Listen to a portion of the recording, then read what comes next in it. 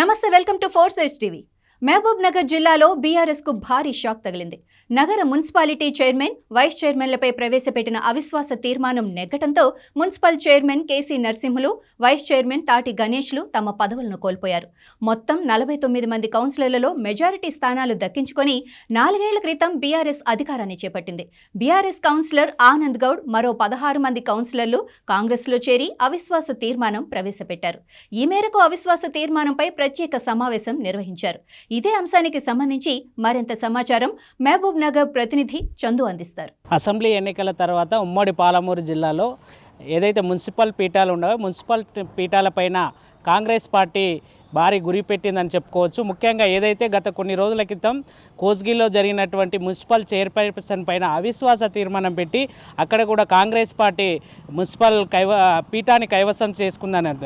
అదేవిధంగా ఏదైతే ఈ మహబూబ్ నగర్ మున్సిపాలిటీకి సంబంధించినటువంటిది గత కొన్ని రోజుల క్రితం మొత్తం కూడా 30 మంది కౌన్సిలర్లు కలిసి మొత్తం కలెక్టర్కు అవిశ్వాస తీర్మానాన్ని ప్రవేశపెట్టారు. అయితే అవిశ్వాస తీర్మానం ప్రవేశపెట్టిన తర్వాత మున్సిపల్ కార్యాలయంలో నేడు ఏదైతే అందరూ కౌన్సిలర్లు కాంగ్రెస్ కావచ్చు, బీజేపీ, ఎంఐఎం అదేవిధంగా బీఆర్ఎస్కు సంబంధించినటువంటి కొంతమంది కౌన్సిలర్లు కూడా రహస్యంగా హైదరాబాదులో ఒక బస్సు ద్వారా వచ్చి ఇక్కడ ఉన్నటువంటి కౌన్సిల్లో అయితే వారు సమావేశం అవిశ్వాస తీర్మానం ప్రవేశపెట్టారు. ఈ అవిశ్వాస తీర్మానంలో మొత్తం కూడా 49 మంది కౌన్సిల్ సభ్యులకు 36 మంది కూడా అందరూ కూడా కాంగ్రెస్ పార్టీకి మద్దతు తెలిపినారు అని చెప్పుకోవచ్చు. ఏది ఏమైనప్పటికీ కూడా ముఖ్యంగా ఏదైతే అసెంబ్లీ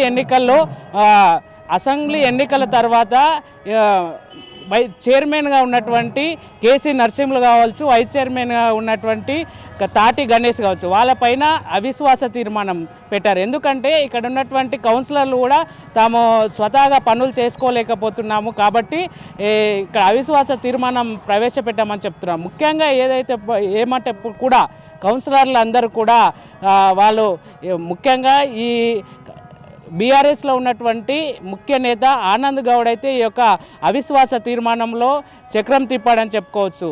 ఇప్పుడు ఏదేమైనప్పటికీ కూడా నేడు అవిశ్వాస తీర్మానంలో కూడా 36 మంది మద్దతు పలికారు. మద్దతు తర్వాత కూడా వారు చైర్మన్గా, వైస్ చైర్మన్గా ఎవరనేది ఇంకా ప్రకటించలేదు. అటు చైర్మన్గా, వైస్ చైర్మన్గా ఎవరు అనే పేర్లను త్వరలోనే ప్రకటిస్తామని చెప్తున్నారు. ఇది ఈ పాలమూరుకు సంబంధించినటువంటిది. ముఖ్యంగా పాలమూరు మున్సిపల్ పీఠాన్ని అయితే కాంగ్రెస్ పార్టీ కైవసం చేసుకుందని చెప్పుకోవచ్చు. కెమెరా పర్సన్ అనిల్తో చందు, 4 సైడ్స్ టీవీ, మహబూబ్ నగర్.